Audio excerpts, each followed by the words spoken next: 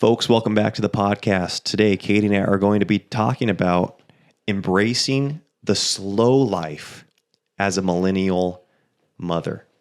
And father. And father. But I think it's discussed more from the perspective of embracing it as a mother. I mean, it's we're a mother and a father, so we're going to talk it from both perspectives. Folks, if you enjoy this podcast, we would love it if you're able to leave a rating or a review on whatever platform you listen on. If you listen on Spotify or on iTunes or Amazon, like I said, any platform you listen on, if you're able to leave a rating or a review, that would bless us. And then also, if you watch us on YouTube, if you like the video or subscribe to our channel, that helps our podcast reach more people, and it enables us to keep doing this. It also enables us to get more guests that we think can bring tons of value to you, to our audience. There are a bunch of people we'd love to have on in the future, that we'd love to interview. We'd love to hear their perspective on things regarding marriage, family, Christianity, culture, and the bigger our podcast gets, the far more likely they are to come on our podcast. So you helping us grow helps us get those people on. Anyways, we appreciate all of you, and we will now get this thing rolling. The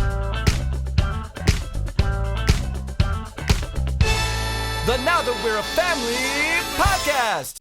All right. So there is a lot that goes into balancing motherhood, career, if you are working from home or outside the home, and personal life. And I think that this is something that people are trying to figure out how to juggle. And by personal life, that just means maybe personal interests, because frankly, our families are a big part of our personal lives. But I think that this can happen with both sets of parents. Yeah, this is anytime I hear chatter around this topic, it's usually from not a Christian perspective. And so there is this elevation in, I guess, idolization of self, of just individuality. And I don't think that's biblical. Like when you look at the highest calling, it is laying down one's life. That's what our Lord and Savior did when he came to earth. He laid his life down for us. You think of the role that a mother has in laying her life down for her child, literally sacrificing her body to bear this child, to nurture this child, and the high calling that is. And then I think in a bunch of micro ways, like those are, obviously the greatest example is our Lord and Savior, Jesus Christ. But then I think there are lesser examples that we are able to point to in parenting, in just service in our communities. But we're going to speak at it from a perspective, I think, of parenting, because that's what we do. We parent our children. That is what we do. I know it's funny because I was just reading an article the other day speaking on codependency in marriage. And this is just kind of one of those things that I think the world really gets wrong. The advice that a therapist gave to this couple was the husband was needy and codependent, and he needed to go, I put in air quotes, find himself, become a healthy individual outside of the marriage so he could be healthy inside the marriage. And while I think the truth of it is that we need a healthy spiritual life in order to be healthy in the marriage, and we need to see God on that level. Codependency is actually God's design in marriage, and that's what this article is speaking to. And I think that's so true. We see codependency as this negative thing, but really individualism in marriage is, and it works together. Like man was created to need a wife and to not be complete on his own. And I think we teach you need to be two complete people, and then you get married, and then I don't know what. Yeah, instead of like, well, a woman was designed to need a man, not that there aren't exceptions to that rule. And a man was designed to need a woman, and we're designed to be more whole, be one together, which would kind of allude to the fact that if we're one together, we might not be one alone. Yeah, I think that is the original design. God created man, and then it wasn't good for man to be alone. So from his side, he created a woman, and they were it says that they were the image of God, and like together, right? That both of them together were the image of God. And obviously a lot has happened, namely sin, since that original design. And so there are going to be distortions of this. Abuse now is a factor since sin. And then everything that's come from sin, deceit, lack of trust, they're like this whole oneness thing, like to become one. That is what happens, but then we don't act like it. And we undermine our partner, we undermine our spouse, and we know that in doing so, we're undermining ourselves. The Bible says that he that hateth or we don't hate our own flesh, right? Like by neglecting our spouse, it's the equivalent of hating our own flesh.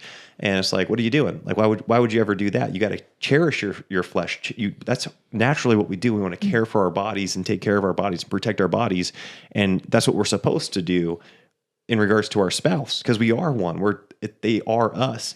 And yet, because of sin, that is not what always happens. It's not what it looks like. But I agree with you. That is the original design. And I think as redeemed people, as Christians, we should be pursuing that design and redeeming that design. Yeah. And so there's this overlap we see in God's design where, yes, we should be healthy spiritually and physically. That brings more into the marriage. But in serving the marriage, we are serving ourselves. And it can be a very healthy cycle. And I think of that when it comes to motherhood. We try to separate out sometimes motherhood duties and then who we are outside of mothers. And I feel like there's often motherhood is 24/7. And so we get frustrated because there's not enough time to be ourselves. Instead of seeing it, and this is why, and this is why I think often we have this, well, I've lost myself in motherhood, because we don't see the two things as being synergistic. Who we are being as ourselves, as we are being mothers, it is all related. Yeah, or we view it as a hat that you can put on or that you can take off, rather than it being a fully encompassing part of our identity that is a blessing. And there are seasons where it looks different, right? When you're a mother to a 2-year-old, it's much different than when you're a mother to a 42-year-old, right? Because at that point, hopefully you're a grandmother as well. But we try to we resist it. We resist these identities or these labels rather than embracing them. And I think that a way we make it sound like spiritual Christianese is we say, well, I need to find my identity in Christ. Like, I'm not a mom. I'm not a CEO, or I'm not a medical doctor. I'm a Christian. Well, it's like, yeah, that was never, of course we're Christians, and he has called you to be a mother right now, and you can't move in and out of that identity. You need to fully embrace it. And I think when you fully embrace that and stop resisting, and I know this is certainly the case for me as a father, it's like, I don't want to put my dad hat on and then take it off. It's like, I just am a dad, and it's a glorious high calling. And I think that is something that actually helps you embrace it, is you realize how silly it would be to neglect, or not to neglect, but to resist that calling when you realize how glorious it is in God's economy and his reality, which is reality. And the only thing that really would make us resent it or resist it is becoming prey to the world's economy and to Satan's attacks, and to devaluing it, and to thinking that freed from motherhood, we would be so capable to do something great, do something powerful. And it's like, well, no, this is actually like the greatest thing ever. And so it's silly to think that way. Yeah, I think that's I like how you said that it's not a hat we can take on or take off. It's our hair. It's like in our head. It never leaves. This marriage thing. It's not like we're married sometimes and we're not. Yeah. Did I say take it on or take it off? No. Or did I say put it on? Take it off. That's my iteration. I might have said it wrong, actually, because I was like, I think I did say that. If someone said something wrong, it's me. Okay. So I do think that when it comes to this slow living as a parent, I think often we think, well, how on earth am I going to do this whole slow living thing? Like, life is very hectic and fast paced. Kids get up early. They're up during the night. They go to bed late. It's just kind of this nonstop. And I think that the one thing that we can stop is the outside noise.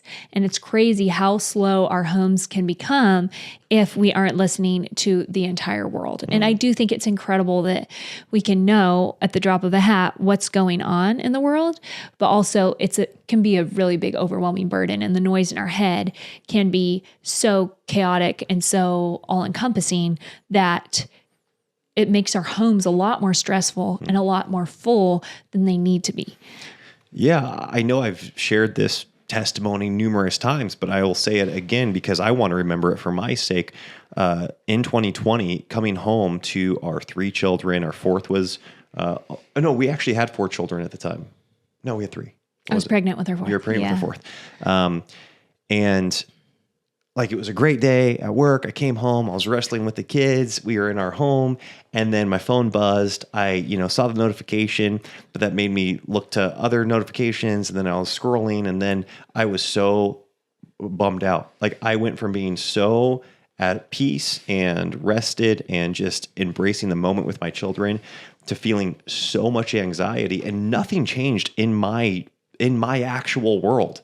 It was all outside voices. Like you said, it was this access to what was going on in Washington, D.C. and, across the ocean, and what was going on in Southern California. And here I was in North Idaho with my children and missing out on being present with them. And that was like the beginning of me really working at getting away from a smartphone. Yeah. I would say the number one thing I would encourage to embrace slow living is getting away from the smartphone. I mean, you can read books, you can bake sourdough, you can do all the things, but the thing that is going to slow your life down the most is not being so high tech. And, Elisha, you observe people at coffee shops a lot. You're at coffee shops a lot. Okay, what's going on here? Well, I just heard the stories on the side, but this gal had a book. She was reading a book called To Hell with a Hustle, right? Oh, it's the John Mark Comer book. Or no. It was Jefferson Bethke. Oh, maybe they wrote it together. To Hell with Hustle. Or was it Bethke? Was it Bethke? I think it's Bethke. Okay. And I don't know who he wrote it with, but actually, I know I think Bethke John Mark wrote Comer it. wrote another book. Yeah. But there might have been another book she was reading. But the funny thing is she'd gotten this time away to read in this cozy coffee shop, and she had her books, but she was on her phone the whole time. Mm-hmm. And it's like, not that you were snooping the whole time. Yeah, I just stared at her the whole time. But you know what I mean? I think we've all observed this, okay? Yeah. It's this common observation, and we've all been there where it's like, okay, we go to get in a bubble bath, and then we bring our phone or bring our computer, and it's like, okay, that was not a restful experience. Mm-hmm. Or we get a babysitter, or we're waiting to pick up our kids somewhere, and we're like, oh, we could read a book, and we have the book there so we feel somewhat better with ourselves, but you know what the hustle's coming from? The hustle is coming from that device. Because you're literally sitting on your rear end. This is not a hustle. And I think we think that in our life, we're so full of hustle. And in fact, we're a super lazy generation overall. And just want comfort and convenience. And so, but we feel like we're frantic. Wow. That is wild, because I've experienced all of that so many times in my life where I'm actually not doing very much at all, and yet I feel so overwhelmed. Like I can't handle anything else. Like I've got too much going on. There's too many things, pinging around in my head, and I've got to cover things. But it's like you're actually not doing anything. You're literally just sitting on the computer on the couch on your computer or on your phone, and then you get rid of that, and you're like, wow, everything really just slowed down, and now I'm actually doing more, but it feels like slower living. Yeah, it's wild. Yeah, exactly. You can do more and it feels slower. Yeah. So if you are a mother, I can encourage you easily, get rid of your phone. You do not need it unless you are running a business from your phone and you're like, you know what, this sacrifice to me is worth the eventual payout of maybe being able to get rid of it someday or building this business to the point where someone else can manage this or whatever. I did that. We've done that. Then you're probably stuck in it's like get this necessary evil. But aside from that, you don't need it. Yeah, I think with any with any pain point, and so using the phone as a pain point, it's the same thing with college. It's the same thing with an unideal living situation. We lived in a trailer, we lived in a tent. All of those things are so much more endurable when there is a light at the end of the tunnel, or there is a definitive finish line. If it's just indefinite, that's really when you get overwhelmed and you're like, I can't do this. And that, I think, was the biggest difference of us living in the tent versus living in the trailer. When we moved into the trailer, there was no finish line. We just didn't know where to live. It was 2020 and yeah, we had no clue where we were going to get a house. There wasn't a next step. And it only ended up being like 5 months or before, something like that. But it felt so much harder than the 6 months that we lived in the tent. And I think it's because we had a definitive goal and timeline in place with the 10. Anyways, I think that if you are on your phone, like having that exit strategy or knowing why you're doing it, same reasons, and having it be similar to like if you were going to college, like, well, yeah, of course this is unideal and I'm staying up late or I'm have this extra workload, but I'm going to graduate on this date. Yes. I would say that when we started realizing our phones were unhealthy, it took us about a 2-year time span to build this exit for ourselves. And so, but it was comforting knowing that we were building towards that. Yes. And it made the stress and the moment worth it. So I can't speak obviously to men as financial providers and all that. It might just be this necessary evil, but for women in the home, I know the phone's a hang up for guys, but I know it can be a real trap for women because you're home all day and it can demand your time way more than your children. And I tell you what, I used to just think, wow, well, maybe this just is my own odd experience, and I just like extreme things. But I know so many women now who have gone to flip phones, like over a dozen that I know personally that have gone down to flip phones. They now carry a camera to take photos of their kids. They get around town, no problem. They're just like in the flip phone life and loving it, don't want to go back.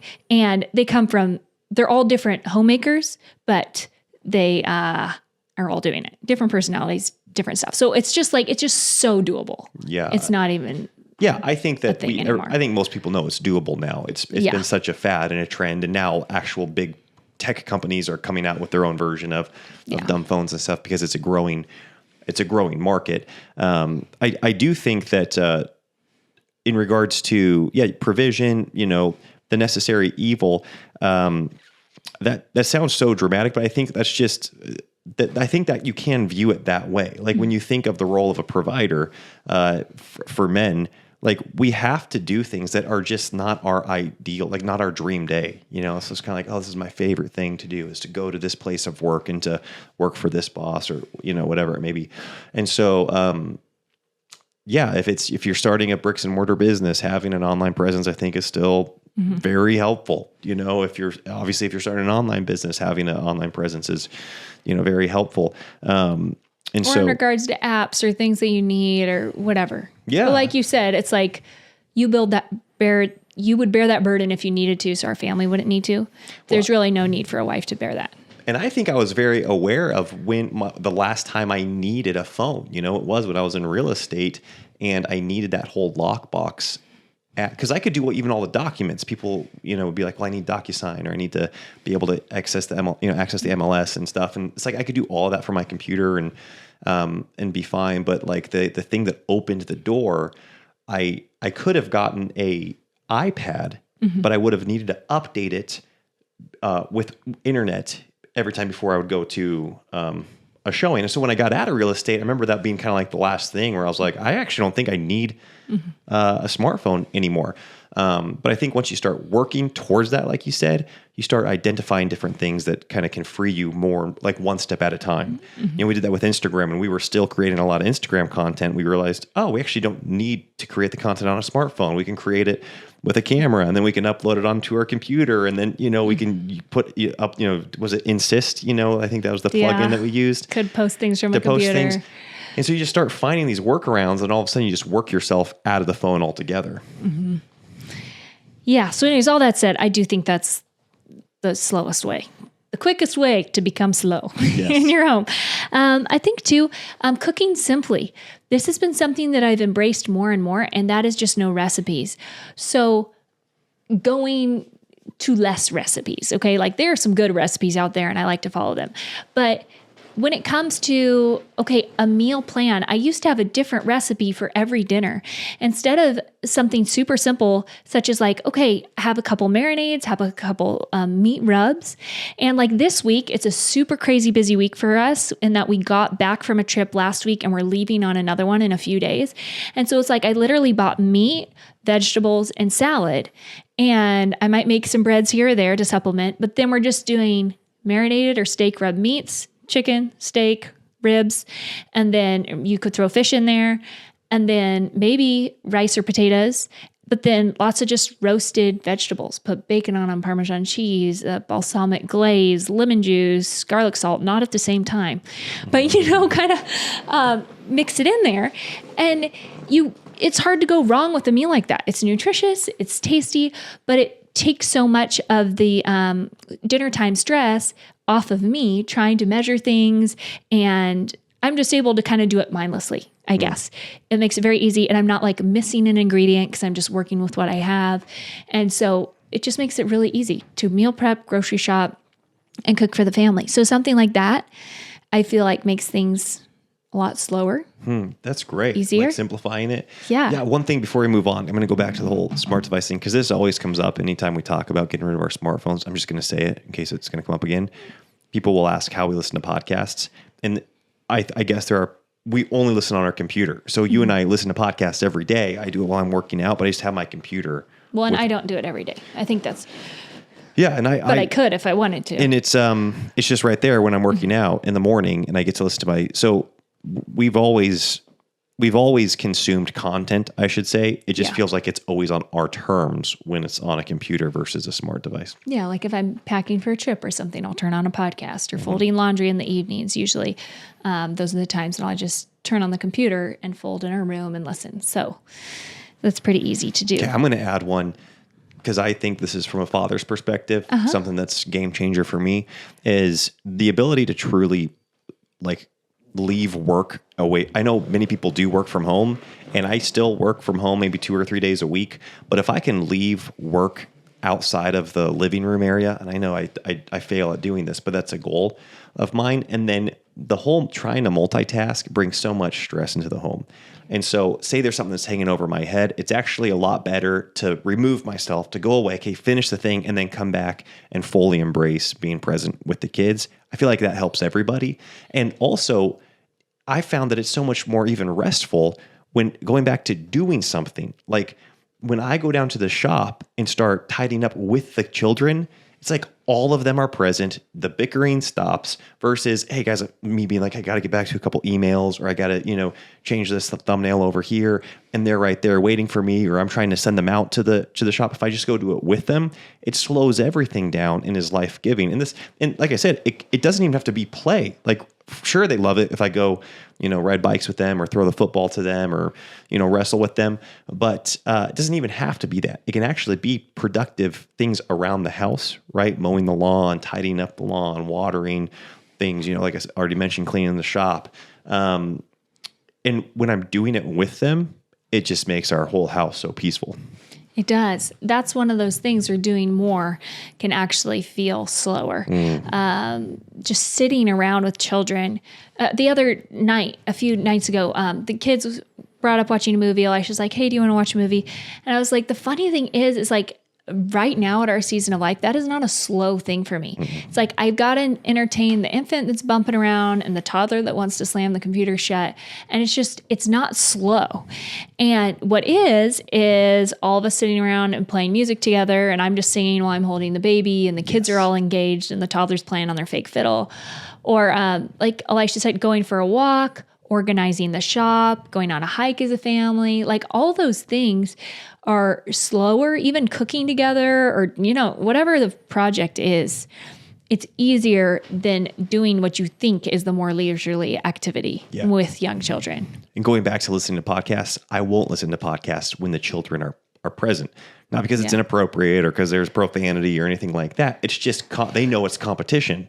And they're like, no one said that before you said that. Yeah, meaning like I'm not scared for them to hear the content, but they know there's competition there. I can just turn on music, and they know that they're like, I'm fully present in the moment. They love that. And yeah, exactly, they love it. And we've got we've talked about our playlists before. Whereas like our dinner playlist, our morning playlist, our preparing for dinner playlist. Even when I'm down the shop, we've got like our go-to playlists now that the kids know. It's like, oh, Dad's working in the shop. We're all working with him, and it kind of sets the tone and sets the mood.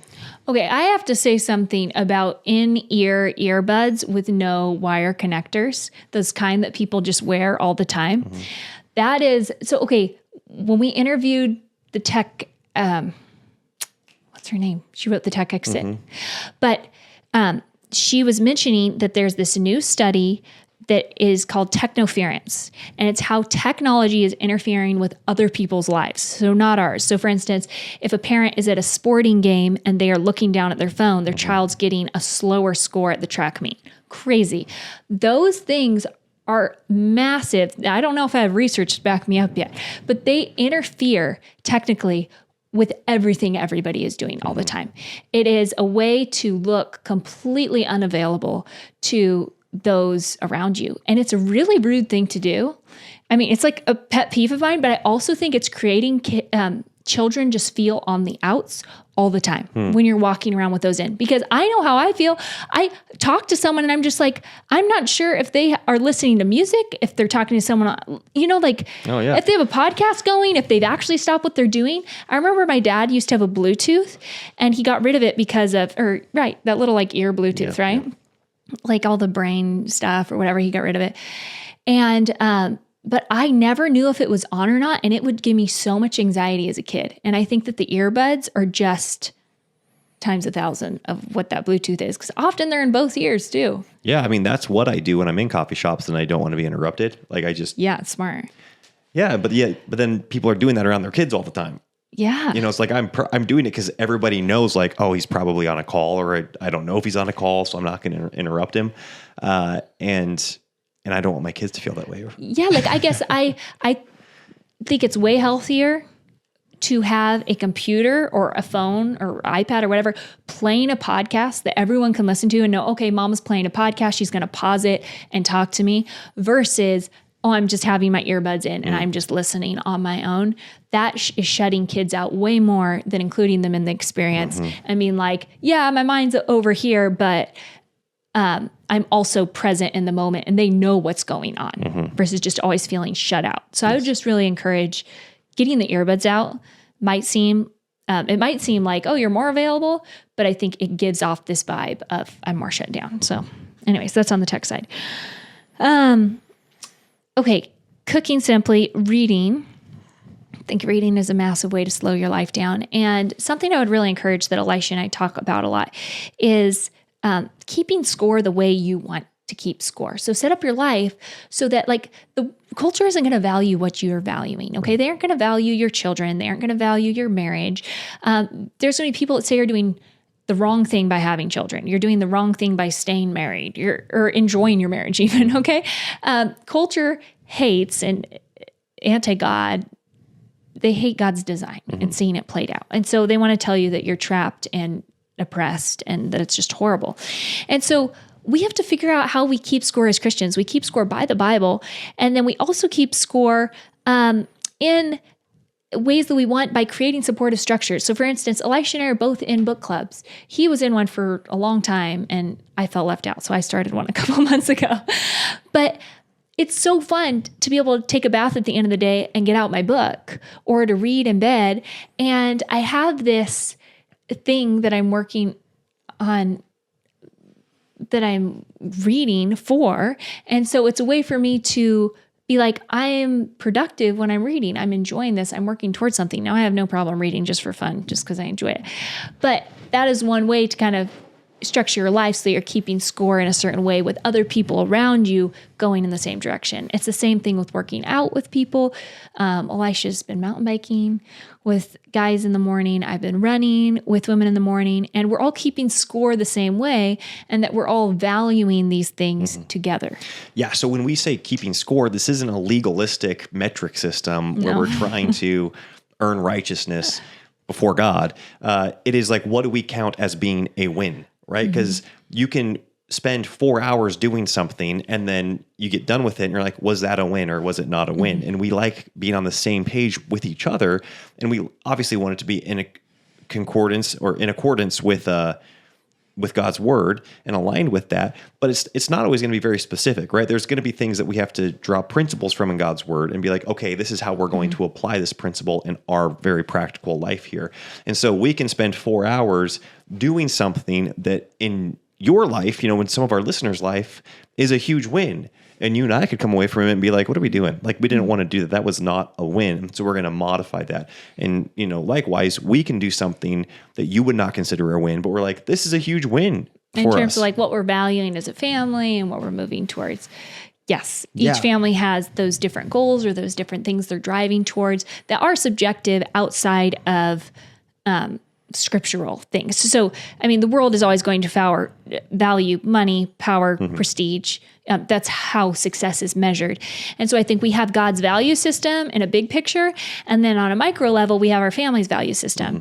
And that's a wonderful way to embrace slow living is to, some people have this value system of like homesteaders, true homesteaders had this value of gardening and baking and doing these things from scratch because they enjoyed them before the internet made it cool. Now it's highly valued by millennial women. Okay.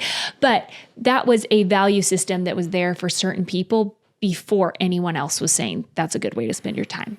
Yeah, and I think this requires moments of objectivity to pull away. And I mean, this is a luxury, but I think it's worth fighting for, and that is setting time aside to think about your life, just to think about where you're going, think about the culture that you want in your home. And Katie, your dad always says, live your life like it's a movie you'd want to watch and rewatch with your children and grandchildren.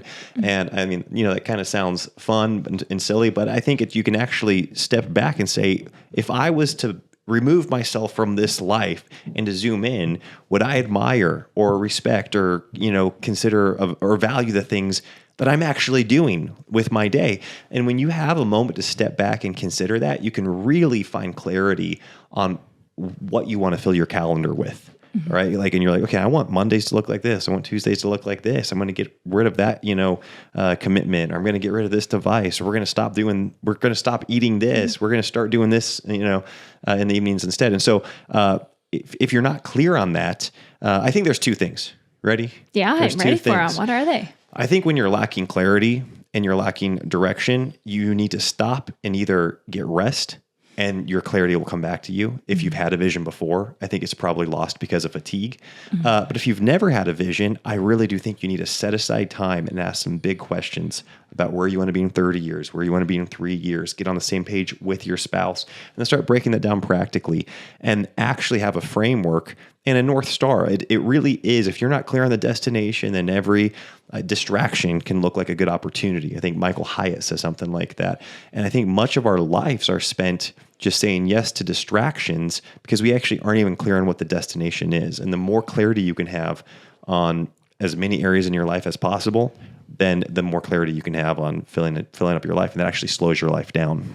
Yeah, it's kind of crazy too how many microcultures there are out there because, again, when we're too busy watching culture and we're too caught up in it, it can seem like everybody's thinking the same way. But I remember one of my uncles, he was really into gas mileage and going super slow to conserve gas mileage. And he was in this club where people would see how far they could go on a tank of gas. So there's some really obscure ways.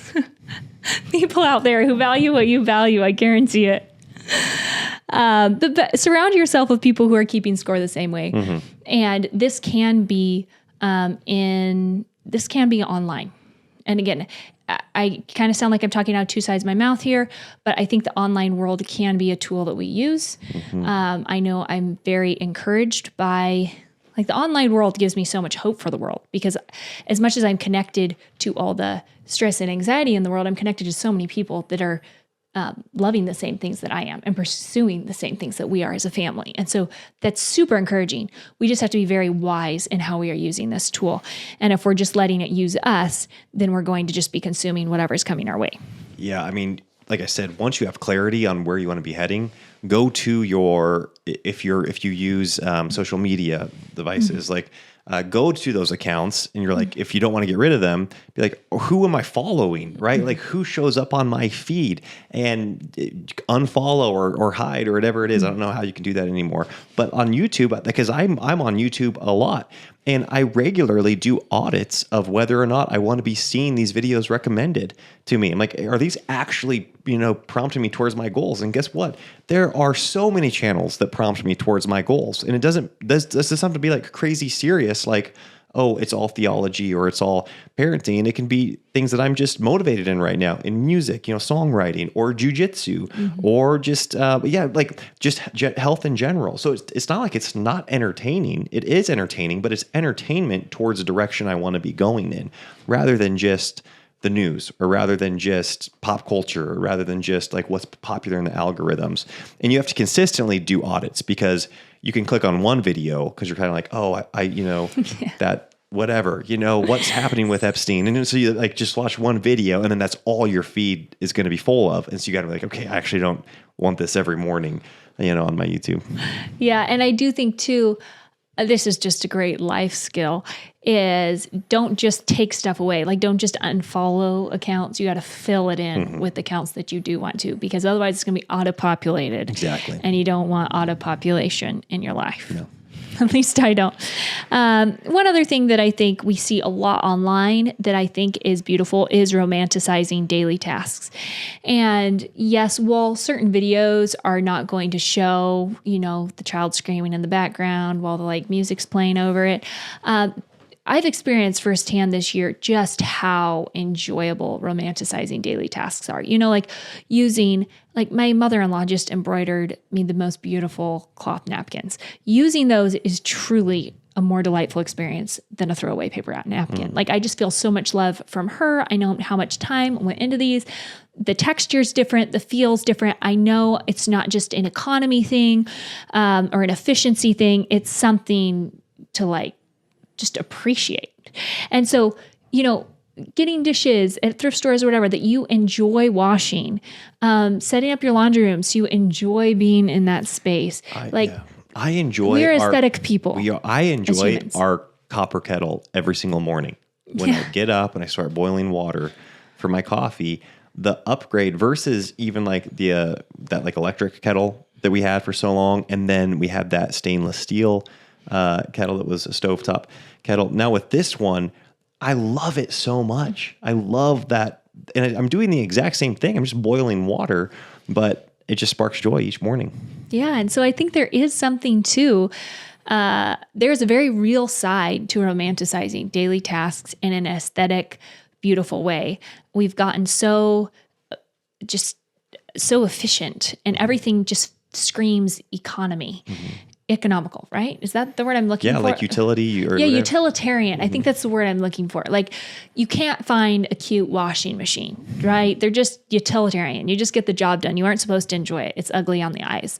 And it's that way with a lot of things, but then some things you can replace with items that you enjoy for even less than the utilitarian thing.